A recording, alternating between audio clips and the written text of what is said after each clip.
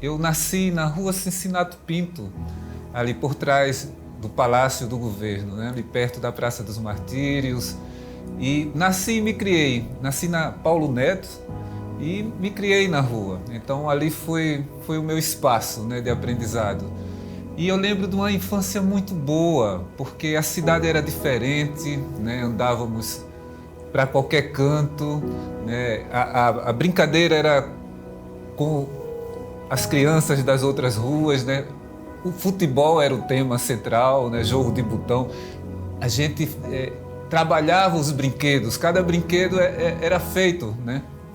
Manualmente, fazia os brinquedos pela manhã e à noite ia para a rua brincar. Então foi uma infância muito divertida, muito criativa, né? Onde a gente buscava muito essa história de criar, né? Criar a nossa brincadeira.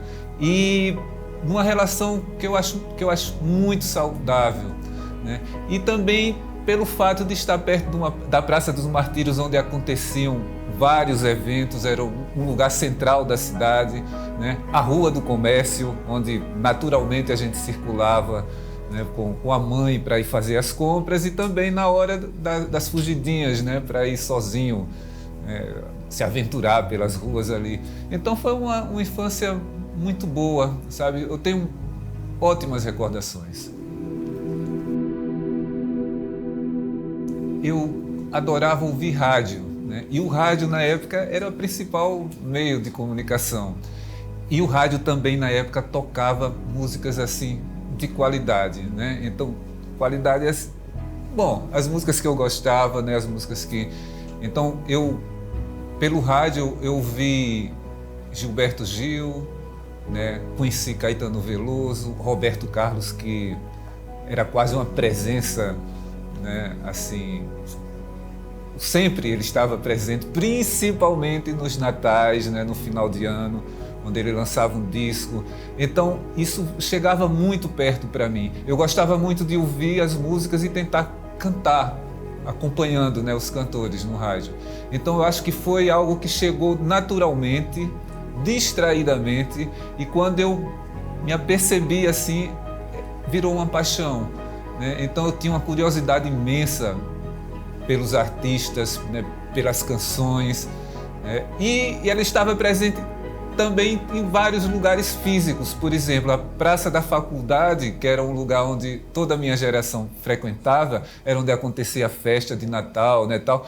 Então eles tinham os alto-falantes e sempre, né, você tinha ali tocando os sucessos da época, principalmente o disco do Roberto Carlos, mas todos os sucessos. Então aquilo passava o tempo todo, né, e ficou na memória. E a outra lembrança também era a Praça dos Martírios, onde aconteciam os grandes eventos e principalmente as festas também de final de ano do som do pastoril, né? Eu gostava muito das canções de pastoril, achava elas melódicas, bonitas.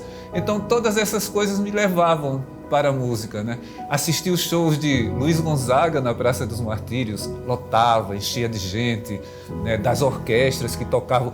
Tinha também os desfiles das orquestras, das fanfarras, e elas passavam ali perto da Cincinato Pinto. A gente ficava assistindo. Ou seja, a música veio de várias formas. E não sei quando ela chegou, eu sei que ela chegou e ficou. E eu passei a ter um contato muito urgente e necessário com a música, porque eu entendia naquilo uma das melhores formas de expressão que eu acho que o ser humano podia criar. Não tinha ainda nenhuma ideia sobre a questão de me profissionalizar, de me tornar cantor e tal, mas a música era presente o tempo todo.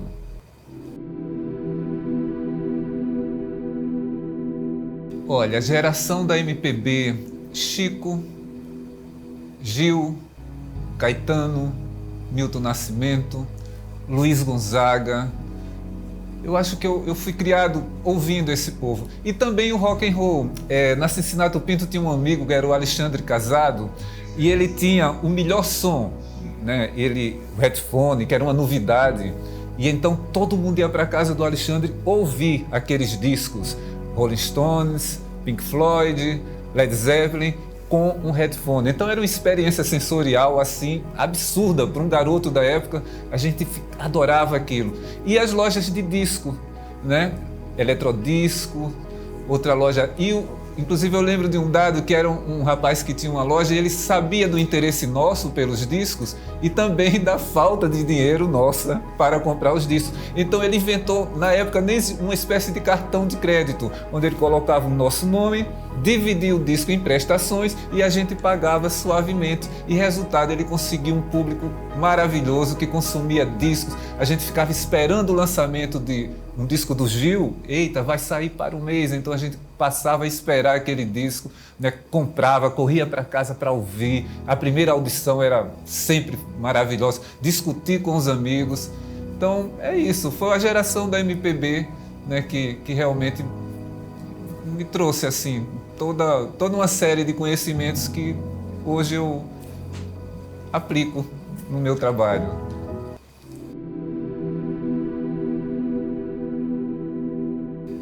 Olha, engraçado, eu acho que eu em casa sempre tinha aquela a espera pela formação profissional natural da época, né, do diploma da universidade, tudinho. E eu cheguei na música com muito cuidado, assim, porque primeiro eu era muito tímido e não conseguia me ver me apresentando para uma plateia. Então eu adorava música, gostava de cantar, mas não dá, não vou conseguir. E aí também fui fazer faculdade, né? Depois fui para outra faculdade, fui para o Rio de Janeiro estudar. Então mas só que ao mesmo tempo que fazia essas coisas, cada vez mais me aproximava assim do meio cultural e artístico, né? Como ouvinte, né? E como plateia. E aquilo me encantava, né? Me encantava o tempo todo e tinha cada vez mais a certeza de que era ali onde eu encontraria minha melhor forma de expressão, né? Era ali o lugar que eu teria uma alegria imensa de frequentar e tornar aquilo uma profissão. Então eu acho que eu fui o meu principal incentivador.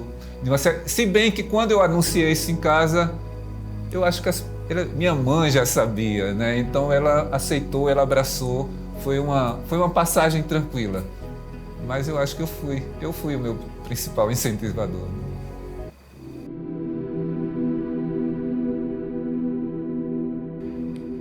Olha, eu acho que todos que resolvem mexer com arte enfrentam, né?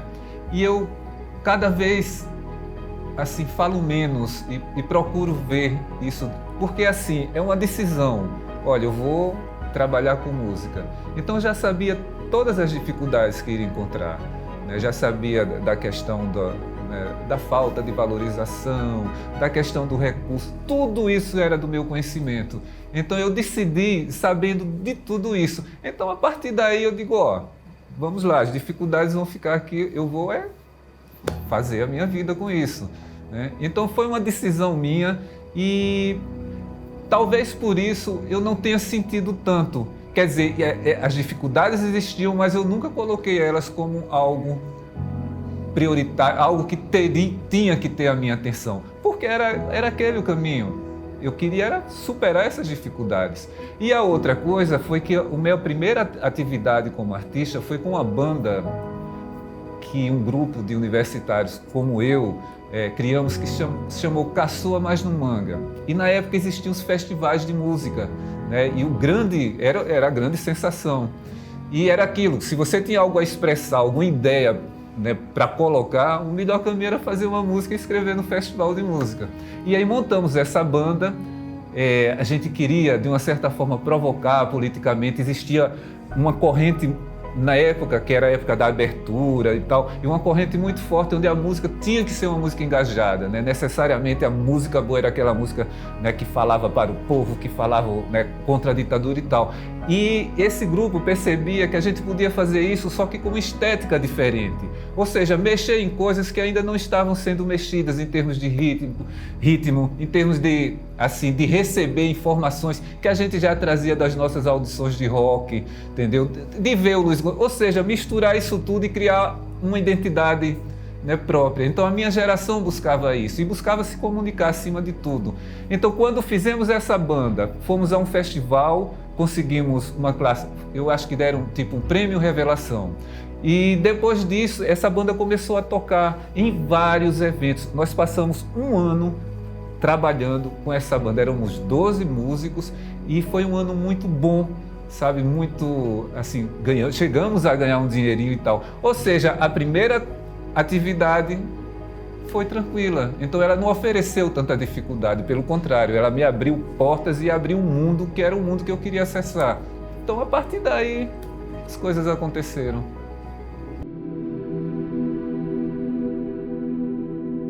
Era maravilhosa. Eu converso muito com a rapaziada de hoje. A gente tem muito uma coisa né, são os parâmetros, né? A cena musical em Maceió era fantástica, talvez também por toda a questão social, né, da época. Era isso, era a época de abertura política, né? Estávamos saindo de uma ditadura, entrando numa fase mais amena, entre aspas, mas numa fase de buscas, né? Numa fase onde todo mundo procurava se expressar, né? Colocar do melhor jeito o seu discurso, a sua vontade de mudança, o seu sonho de um lugar melhor, né? Então tudo isso se dava muito bem através da arte. Então nessa época os festivais era isso, era a grande atração, né? Para quem queria expressar uma ideia e tal. Então foi um momento criativo. Você tinha os bares de Maceió, tinham muito a música ao vivo. Eu acho que veio uma geração muito grande que se formou em música nessa época. Então, hoje em dia, às vezes a gente fala, né, por exemplo, lembrei, eu assisti Grupo Terra, tá? Que foi um grupo formado aqui por Chico Elpidio, Eliezer Seton, Edson Bezerra e tal. Era uma banda que eles tocavam no Teatro Deodoro. Foi os primeiros shows que eu assisti assim, onde você tinha um conceito, uma direção musical, um cenário, eles cantando composições próprias. E essa banda tinha um sucesso imenso. O teatro enchia, lotava. Os festivais, a semifinal era feita no Teatro Deodoro. A final ia para o Ginásio da Fênix ou o Ginásio do CRB, lotado. Quer dizer, era assim, uma época muito movimentada culturalmente na cidade.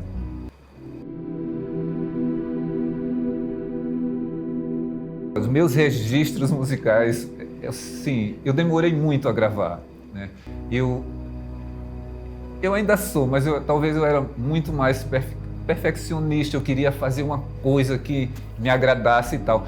E também não tinha essa pressa, então eu demorei muito a gravar. Quando eu fiz a minha primeira gravação, foi uma fita cassete, se chama Transparências, e foi um projeto meu com Almir Medeiros, com o maestro Almir Medeiros. Na época nós, dois garotos assim, encantados com a música, e foi uma proposta ousada, porque na época ninguém fazia isso. Estou ele, no caso eu com violão, e ele tocando violoncelo, sax e flauta, né? O cello não era tão usado na música popular como é hoje, tá? Então foi uma coisa meio de ousadia. E mais ainda, resolvemos fazer esse show, era na sala de ensaio da orquestra, né? Da Orquestra Sinfônica de Maceió, que era na UFAL, ali na Praça Sindibu. Então foi uma coisa bem diferente, foi uma experiência bem diferente. E eu adoro a fita. Hoje o repertório desta fita eu continuo tocando nos shows, né? Então ela até hoje serve de base para o meu trabalho e é uma lembrança maravilhosa. Eu acho que comecei bem, comecei com Almir Medeiros e foi bom danado. Olha, representa uma lembrança boa, no fundo, né? Hoje a gente olhando assim, mas na época foi nós fomos convidados pela Aliança Francesa para fazer parte da Festa do Sul, que era em Marseille. Então, a partir de Marseille, nós visitamos 6 cidades na França. Então foi uma turnê super bacana que finalizava com essa festa. O que a gente viu foi uma receptividade maravilhosa, né? Não só com a música brasileira, como na época com os brasileiros, né? A gente ainda gozava de um prestígio muito grande lá fora. Era o país do futebol, né? Quem cantava, tinha o Pelé. Eu lembro que tocou o João Bosco, né? No mesmo festival, e a gente encontrava alguns cartazes com né, com artistas brasileiros e tal. Então foi uma experiência fantástica ir lá, tocar para um povo cantando em português e a gente, bom, éramos entendidos, né? As pessoas expressavam, né? E aí é que está, a música é uma das artes que melhor toca os sentimentos das pessoas, independente da língua que ela é cantada, né? Às vezes você escuta uma música em língua que você não domina, mas você sente, né? Você sabe muito bem que sentimento é aquele que levou aquele compositor a fazer aquela canção. Então a música, ela abre portas, ela abre, né, caminhos, e abriu muita coisa boa. Toquei lá, toquei no Rio de Janeiro, São Paulo, né? Fizemos com Transparência a primeira fita cassete, tocamos em Porto Alegre, lançamos também em Santa Catarina. Ou seja, a música me proporcionou muita coisa boa, né? E conhecer lugares maravilhosos.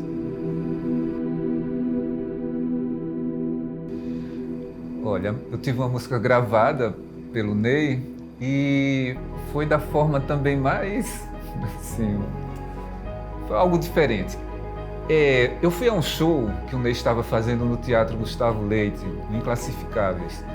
E quando ia saindo de casa, eu estava com um disco, que era O Limiar do Tempo, que tinha sido o meu mais recente trabalho, e eu peguei e botei no bolso, porque existe um ritual que sempre que é possível acontece, onde os artistas, né, locais, após um show de alguém que a gente gosta, de um artista nacional, um artista de nome, a gente vai lá no camarim falar com aquele artista e deixa, né, o nosso trabalho, no caso, o CD. Hoje a gente já não tem mais disco físico, né, mas na época era comum, então você ia lá e entregava o CD. E eu lembro que acabou o show, e aí eu fui, tinham vários artistas alagoanos. Aliás, fez uma rodinha assim na frente do camarim. Aí ele estava cansado, chegou, saiu, oi, e saiu pegando. Não houve diálogo, foi uma coisa bem rápida. Entreguei o CD, pronto. E fui para casa, mas assim, sem nenhuma expectativa daquilo, nada, nenhuma mesmo, tá? Só tinha cumprir a função, né? Cumprir o ritual, estava feito ali. E pronto, e esqueci aquilo. Justamente por aí, 2 meses, 1 mês e pouco, 2 meses, eu chego em casa e estava um telefone, tocou o telefone, eu não atendi na hora, é um telefone do Rio de Janeiro. E como eu estudei no Rio, pode ser algum amigo, algum colega, mas notei que não era nenhum número conhecido. Aí liguei de volta, uma pessoa atendeu, eu digo, olha, aqui é Júnior, eu estou ligando porque recebi essa ligação. Um momento, tal, aí passou para outra pessoa, essa pessoa pega o telefone e diz, olha Júnior, aqui é o Ney Mato Grosso, eu estou ligando porque gravei a sua música. Aí eu, parado, imediatamente percebi que era ele por causa da voz, mas confesso que foi emocionante. E aí comecei a falar coisas, falei do show, a luz estava maravilhosa. Depois eu digo, olha, Ney, vamos fazer o seguinte, eu posso ligar para você amanhã? Aí ele começou a rir, claro, eu digo, pronto, então eu acho que amanhã eu conversarei melhor, porque agora, sinceramente, eu estou muito feliz para ficar aqui organizando ideias. Ele riu pra caramba e resultado, no outro dia, liguei, e era para cuidar das questões mais burocráticas de edição da música e tal. E ele falou que não avisou nada porque ele só dava, assim, só ficava convicto, né, que a música estaria no disco depois que ele gravava, ouvia, e aí sim, ele dizia, bom, então ele chegou nessa fase, tá? Ele gravou, preparou toda a música, quando eu ouvi já estava tudo pronto, já estava tudo... Então foi por aí.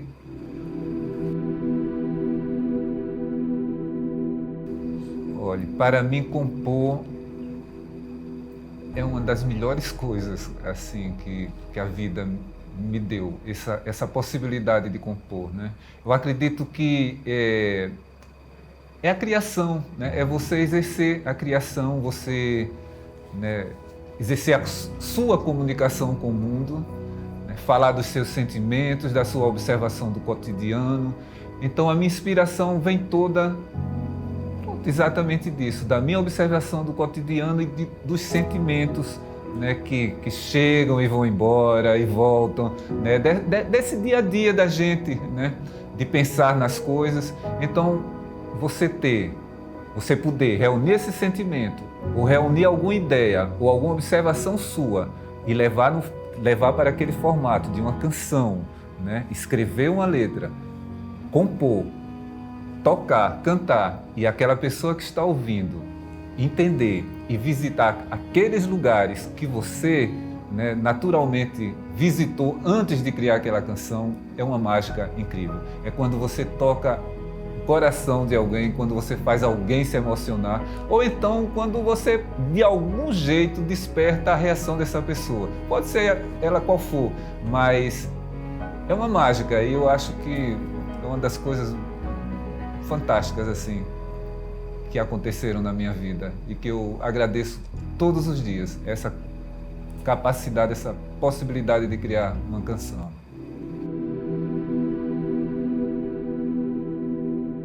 De todas as formas. Eu gosto muito, uma como leitor, eu gosto muito de ler poesias, né? Então, naturalmente, me aproximei de poetas, né? Poetas alagoanos, e que se tornaram parceiros meus, né? E outra também, não me acho um poeta, eu escrevo e sou muito criterioso, então são pouquíssimas coisas que passam, assim, que eu escrevo que passa pelo meu crivo. Faço canções com as minhas letras também, mas na maioria, em boa parte das vezes, assim, procuro poesias e procuro de todas as formas. Já fiz poesias com pessoas que mandaram pela internet, pelo Instagram. Já o último disco que eu abri um dia, durante esse processo de pandemia, no Instagram, e estava lá uma poesia linda de um rapaz de Arapiraca. E quando eu li aquilo falava exatamente o que eu naquele momento estava sentindo. Digo, bom, eu não vou precisar escrever, alguém já fez de uma forma brilhante. É o Zé de Quinô, é um poeta arapiraquense. E não só ele, outros e outras, né, poetas se apresentaram para mim dessa forma. No fundo, a poesia que eu escolho é justamente aquela que eu gostaria de ter escrito. Então, ali eu me satisfaço plenamente.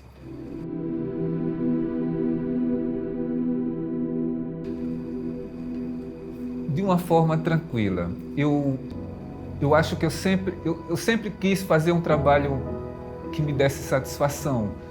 Não só na questão assim emocional, mas também no resultado qualitativo dele, né? Eu observo muito, né, os colegas de profissão, né, como as coisas são feitas, o uso da tecnologia, tudo isso que, né, que compõe esse cenário assim da música. Tá? Mas tem uma coisa que é você dentro daquilo, como você se realiza, como você canta, né? Qual é a tua forma de se expressar. Então isso eu acho que vem muito, é uma coisa que para mim, olhe bem, eu acho que existem várias formas de se ver isso, mas para mim veio com uma coisa que precisava ser natural. Ali eu expressaria a minha pessoa, então é necessário que eu deixe essa pessoa se colocar da forma mais clara e mais natural, para que as pessoas que estão escutando, aqueles que, né, que se dedicam um tempo a ouvir a minha música, eles possam ver que é algo verdadeiro, né? Na verdade eu estou ali, é isso, é um cantor, compositor, mas acima de tudo é uma pessoa, né, expressando o seu jeito, a sua forma de pensar a vida e a sua forma de sentir a vida. Então essa construção se deu muito numa tentativa de cada vez mais me expressar o mais natural possível. Ser eu, acima de tudo. Pelo que eles fazem, né? Eu primeiro, o que me atrai é alguma coisa, tipo um poema que alguém escreveu, né? Uma melodia. Então aquilo é o primeiro impulso, né? É para onde eu vou. E aí geralmente, isso é muito bom, descubro uma pessoa maravilhosa, né, que é aquela pessoa que produz aquele poema, aquela linha melódica e tal. Então as parcerias minhas sempre foram muito intuitivas, porque elas vão primeiro para a criação e depois para a pessoa. E o bom é que eu consegui encontrar várias pessoas muito bacanas, criando coisas tão bacanas quanto.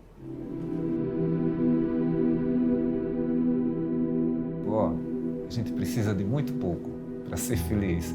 Assim, a gente se cerca de muita coisa, né, completamente desnecessária. Então, a música, e aí você traz isso para a sua arte. Eu cada vez sou mais minimalista, cada vez preciso de pouca coisa para expressar a minha música. E tenho levado isso para o meu trabalho. Eu fiz um projeto, um dos discos, que o nome do projeto é Nu, é um disco, tá? E eu acho que ele exemplifica muito isso.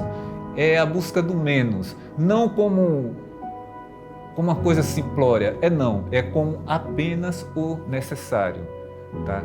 Precisa de um violão, pronto, teremos, se precisa, pode até precisar de uma orquestra, mas que aquilo precise da orquestra, e não que você coloque aquilo só para ter um efeito. Não, é ir atrás do que realmente você precisa para se expressar. Então, isso daí é uma coisa que eu percebi muito na pandemia, e assim, eu já vinha buscando isso, e a pandemia mostrou de uma forma quase, né, olha, precisamos de muito menos, tá? A gente, pelo contrário, estamos pecando pelo excesso, né?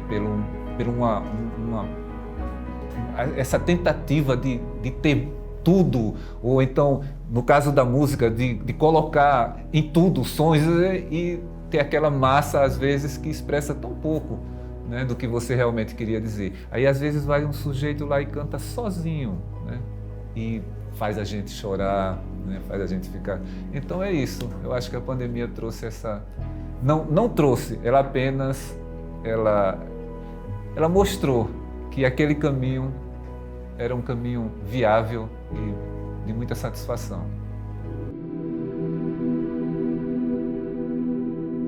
Acho que eu mudaria um monte de coisa e outras faria, né? Eu não sei, eu acho só tendo outra possibilidade, né?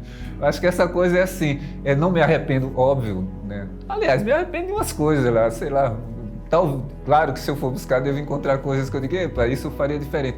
Mas assim, não penso, tento não pensar assim, eu penso que foi essa vida, foi isso que eu fiz, né?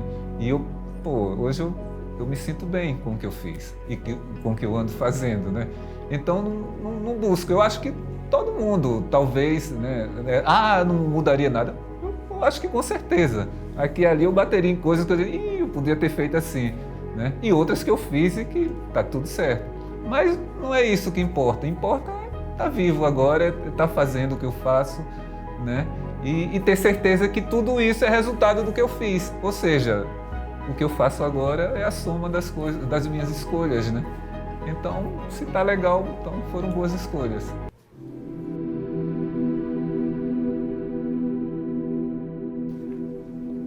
Olha, a música... Talvez eu não tenha a música que representa melhor, porque são várias músicas que foram representativas durante, né, vários tempos. Por exemplo, eu não sei se A Cor do Desejo é a minha música preferida, mas com certeza é uma das músicas mais importantes, né? Foi ela que o Ney escolheu para gravar, ela foi para uma novela da Globo, né? Então abriu portas, né? Hoje eu conheço muitas pessoas, então é isso, não tem como não falar, A Cor do Desejo é uma das músicas mais importantes para mim. Mas existem aquelas que são importantes por questões emocionais, né? Por exemplo, eu tenho uma música Verde, tá? Que até hoje eu toco, né, nos shows e tal. Foi a primeira composição que eu fiz, que eu disse, eita, eu sou compositor. Então essa música para mim é importantíssima. Foi a primeira música que deu a pista clara. Olha, pode ir, né? Dá para fazer, você consegue, né? Então eu guardo isso como uma... E toda vez que eu toco essa música eu tenho essa sensação. Foi aqui o primeiro passo. Foi aqui que eu disse, epa, aqui pode sim nascer um compositor. Então são Memória da Flor, né? Que é uma composição também que marcou, né? Eu gravei e convidei o Ney para gravar junto. Ele foi, gravamos juntos no Rio. Depois ele veio para cá, fizemos um clipe, né, juntos. Ou seja, são canções que são várias, né, de acordo com o tempo, de acordo com a época. É isso, são várias.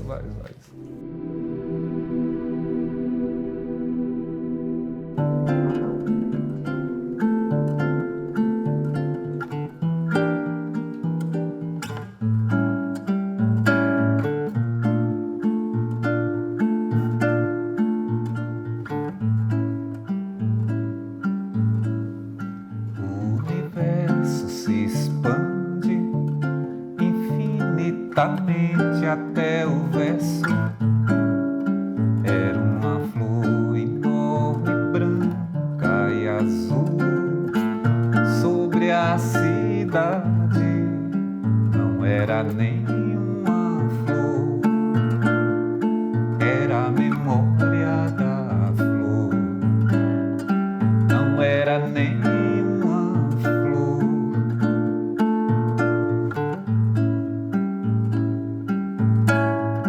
O universo se expande infinitamente até o verso. Era uma flor enorme, branca e azul sobre a cidade. Não era nenhuma flor, era a memória da flor. Não era nenhuma flor.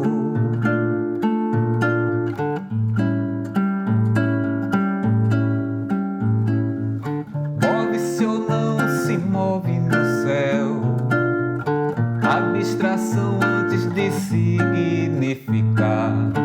Os meus sentidos imprimem que os seus sentidos imaginarão e vice-versa. Eu vi que era suave o mergulho do universo em direção à minha oração, feito amor que é ilusão e prazer na superfície do amanhecer. Não era nenhuma flor, era a memória da flor. Não era nenhuma flor, era a memória da flor. Não era nenhuma flor, era a memória da flor. Não era nenhuma